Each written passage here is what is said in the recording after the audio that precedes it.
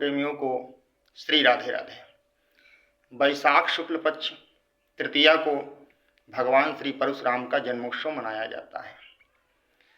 कहते हैं कि साल में एक दिन तिथि आती है और ये इतनी महत्वपूर्ण तिथि है कि आप बिना विचारे कोई भी कार्य प्रारंभ कर सकते हैं। कोई वाहन ले सकते हैं, सोना चांदी ले सकते हैं या घर की कोई भी और कीमती वस्तु ले सकते हैं, शुभ कार्य भी कर सकते हैं, क्योंकि ये सर्वविहित मुहूर्त में एक मुहूर्त आता है। अक्षय तृतीया के दिन किया हुआ दान पुण्य जप तप भजन भगवान का पाठ अक्षय हो जाता है, उसका कभी क्षय नहीं होता है। भगवान के जब हम दर्शन करते हैं, मंदिर में जा कर के दान पुण्य करते हैं, तीर्थाटन करते हैं, उसका पुण्य भी अक्षय हो जाता है। कहते हैं कि इसी अक्षय तृतीया के दिन महर्षि वेदव्यास जी महाराज ने पंचम वेद महाभारत की रचना प्रारंभ की थी और इसी दिन सतयुग का भी शुभारंभ हुआ था।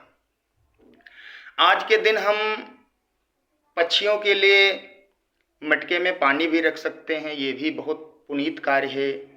सृष्टि में जितने जीव हैं सभी के लिए हम कुछ ना कुछ करते रहें, आज से प्रारंभ कर सकते हैं। मंदिर प्रांगण में जाकर के दीन दुखियों की सेवा कर सकते हैं, तीर्थों में जाकर के उनको सुख पहुंचा सकते हैं, दीन दुखियों को जो असहाय हैं, पीड़ित हैं, वंचित हैं। और हम कोई नया कार्य भी प्रारंभ कर सकते हैं, जैसे हम श्री सुंदरकांड का पाठ ही प्रारंभ कर लेते हैं अक्षय तृतीया वाले दिन से, या कुछ ना कर सके तो श्री हनुमान जी की आराधना सबसे छोटी श्री हनुमान चालीसा से ही प्रारंभ कर लेते हैं। कोई ना कोई काम आज से प्रारंभ करना चाहिए, तो हमारा साल भर निर्विघ्न कार्यक्रम चलता रहेगा। और भगवान श्री परशुराम की जयंती नहीं मनाई जाती है, वो अजर अमर हैं। अश्वत्थामा बलिर्व्यासो हनुमानश्च विभीषणः कृपा परशुरामच्च सप्तैते चिरंजीविनः। 7 लोग आज भी चिरंजीवी हैं, अमर हैं। भगवान परशुराम भी अजर अमर हैं। तो भगवान परशुराम के जन्मोत्सव की आप सभी को जो है बहुत बहुत शुभकामनाओं के साथ हम यही आपसे कहना चाहते हैं कि आज से आप कोई ऐसा नियम लें, छोटा नियम ले लें जो आपका प्रतिवर्ष चलता रहे। जैसे भगवान के नाम जप का ही आपने कोई नियम ले लिया या कोई भी छोटा मोटा नियम है, तो आपके जीवन में बहुत इसका अच्छा असर पड़ेगा और आपके जो आने वाली समस्याएं हैं, विघ्न बाधाएं हैं, उनका जो है पूर्ण होगा, उन्मूलन होगा, वो समाप्त हो जाएंगी। तो अक्षय तृतीया हम लोगों के जीवन में एक बार साल में आती है और ये अच्छे पुण्य हो जाता है। कहते हैं सांकेत्यम परिहास्यमस्तोभम हेलनमेव वा वैकुंठ नाम ग्रहणम अशेषाग हरम विदु। भगवान का नाम कोई कैसे भी ले, किसी भी प्रकार ले, उसका 10 दिशाओं में मंगल होता है। और जो अक्षय तृतीया के दिन भगवान का नाम लिया जाता है, भगवान का भजन किया जाता है, उसका अनंत गुना पुण्य फल आपको प्राप्त होता है और उसका कभी क्षय भी नहीं होता। भगवान के भजन का क्षय तो वैसे कभी नहीं होता है, किसी काल में क्षय नहीं होता है, पर अक्षय तृतीया का जो ये मुहूर्त है बड़ा सुंदर है।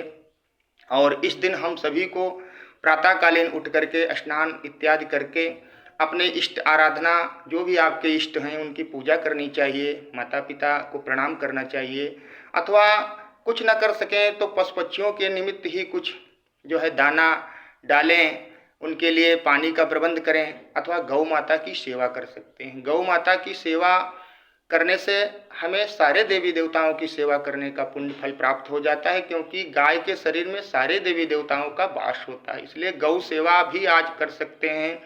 और गौ की सेवा करने वाला कभी दुर्भाग्यशाली व्यक्ति नहीं होता है। और भगवान की पूजा विशेष करें, कुछ भी करें। हम तो यही कह रहे हैं कि आप लोग अपने जीवन में, जो लोग बहुत सारे लोग करते हैं हिंदू सनातन संस्कृति में, आप लोग एक छोटा नियम ले लीजिए, श्री हनुमान चालीसा का पाठ करना प्रारंभ कर दीजिए। अगर हो सके तो आज के दिन से, अक्षय तृतीया वाले दिन से श्री सुंदरकांड का पाठ आप प्रारंभ कर दीजिए। आप देख लेना, आपके एक साल में जीवन का परिवर्तन हो जाएगा। बड़ा ही सुंदर शुभ अवसर आया है, इसको हाथ से न जाने दें। 19 अप्रैल 2026 को अक्षय तृतीया सार्वजनिक रूप से मनाई जाएगी, लेकिन जो उदया तिथि में मनाना चाहते हैं वो 20 अप्रैल 2026 को मनाएं, क्योंकि वह उदया तिथि में हम लोग 20 तारीख को ही उदया तिथि के अनुसार मनाएंगे। और भगवान परशुराम का जन्मोत्सव आपके लिए सभी के लिए सुखद मंगलमय हो। जय भगवान परशुराम।